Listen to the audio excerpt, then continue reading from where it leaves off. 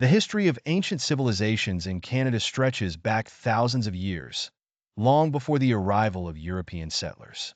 The Indigenous peoples of Canada, comprising many diverse nations, cultures, and languages, built complex societies across the vast lands of what is now Canada. These civilizations were not only rich in tradition, knowledge, and spiritual practices, but they also demonstrated remarkable adaptability and sophistication in managing the land and its resources. The First Peoples, early migrations to Canada. The story of Canada's ancient civilizations begins with the migration of people from Asia to North America over 15,000 years ago, at a time when the Earth was in the midst of the last ice age.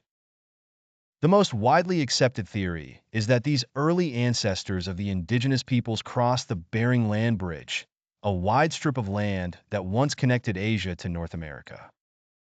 As the Ice Age glaciers retreated, they began to spread out across the continent, eventually reaching the land that would come to be known as Canada. By 10,000 BCE, the early ancestors of the Indigenous peoples had spread throughout the land, establishing the foundations of diverse and flourishing cultures. From the Arctic Circle in the north to the southern border near the United States, and from the shores of the Atlantic Ocean in the east to the Pacific Ocean in the west, ancient Canadian civilizations took root in various environments. The great diversity of Indigenous peoples. What stands out about the ancient civilizations of Canada is their incredible diversity. Indigenous peoples developed distinct ways of life based on their environment. They lived in large, vibrant communities, some of which were among the most complex and advanced in the world during their time. For example, 1. The coastal peoples.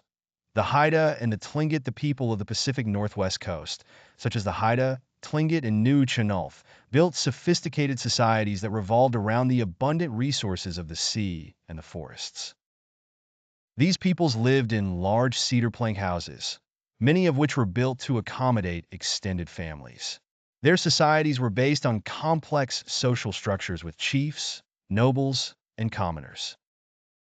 These communities are perhaps best known for their art and totem poles, which tell the stories of their people, their families, and their spirits. The Haida, for example, were known for their expert craftsmanship in woodworking and boat building. They crafted large canoes that allowed them to fish and trade over vast distances. The Haida's mastery of the seas enabled them to engage in long-distance trade networks that spanned the entire coast of North America. 2.